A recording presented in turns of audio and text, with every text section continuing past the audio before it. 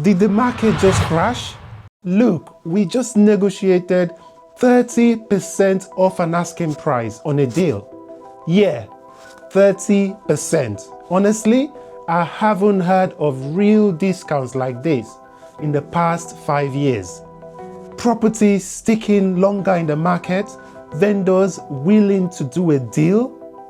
What is actually going on? To understand the UK property market between 2021 and April 2026, you have to look past the sticker price on the window.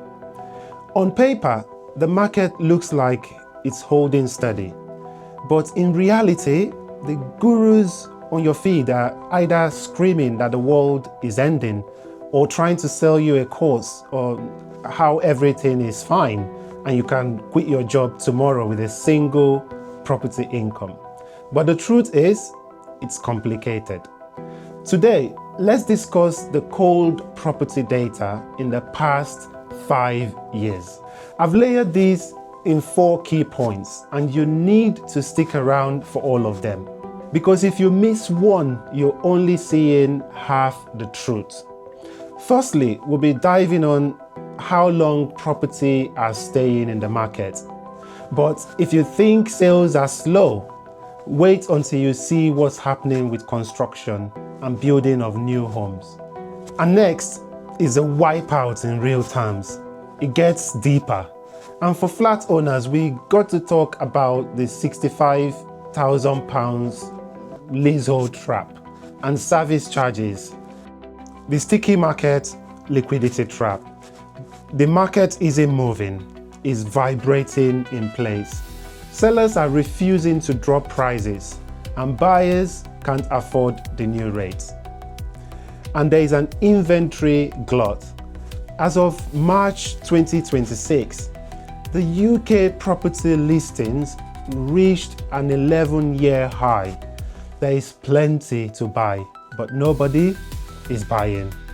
Time on market, the average time to secure a buyer have ballooned to 81 days, up from 59 days a year ago. And there is another concept called withdrawal rate. More than 46% of listings are being withdrawn from the market without a sale. This is a classic liquidity trap. The market has suffered because it has ceased to function as a fluid system, and there is what I call the construction black hole.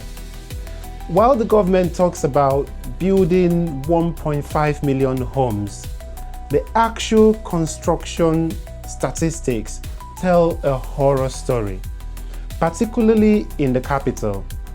The BTR collapse, which is a build-to-rent industry, in 2025, build-to-rent stats in London fell by 80%.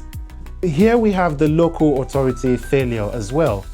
In the last financial year, 2024 to 2025, the London local authorities starts construction on just 90 homes, which is a 95% collapse from the previous year. And what I call the long tail. Property building stats are actually at their lowest level since 1946. We're looking at a supply drought for 2027 and 2028. This will likely force rent to go even higher, while making sales market more illiquid.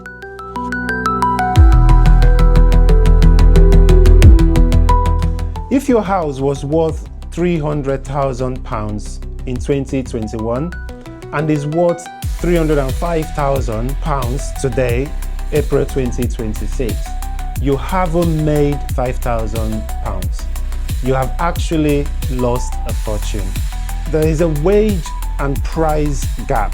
Since 2021, median earnings in England and Wales have jumped by 25%, while median house prices have only gone up by 5%. And when you put inflation in the picture, inflation from 2021 to 2026 have been roughly 22 to 25%. And here is my verdict. In real terms, purchasing power in the UK housing market has effectively crashed by nearly 20%. The only reason it doesn't feel like 2008 is that the numbers on the screen haven't turned red, but the value of the money behind those numbers have actually evaporated. Now let's talk about leasehold and service charge crisis. Data shows that 1 in 5 flat sellers, which is 19.9% in England and Wales, are currently selling for less than they originally paid. Average service charges have passed the £2,400 per year mark in 2026. In London, that average is closer to £2,800. And there is a 1% rule that I follow whenever I'm buying a flat or a house, which means the service charges should not exceed 1%. But now, about 37% of flats now have service charges exceeding 1% of the property value.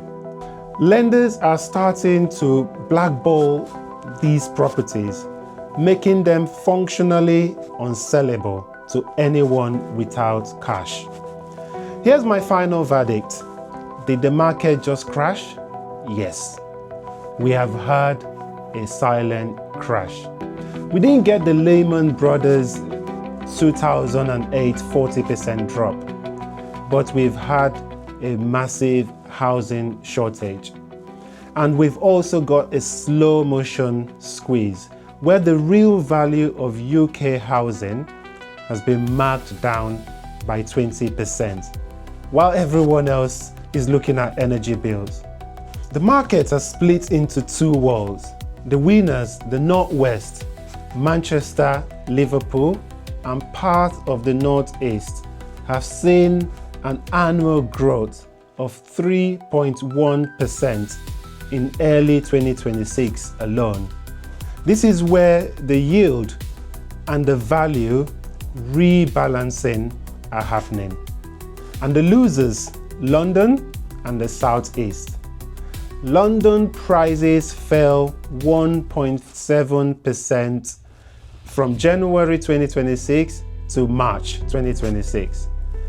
And then when you add the 3 to 4% inflation on top of that, London owners are losing about 5 to 6% of their wealth. So what's the move? 2026 isn't the year to try and flip your way to a fortune. That game is on ice. But if you're a long-term investor looking for yield and you've got the data, this sticky market is your biggest opportunity in a decade to grab a bargain. See you in the next one.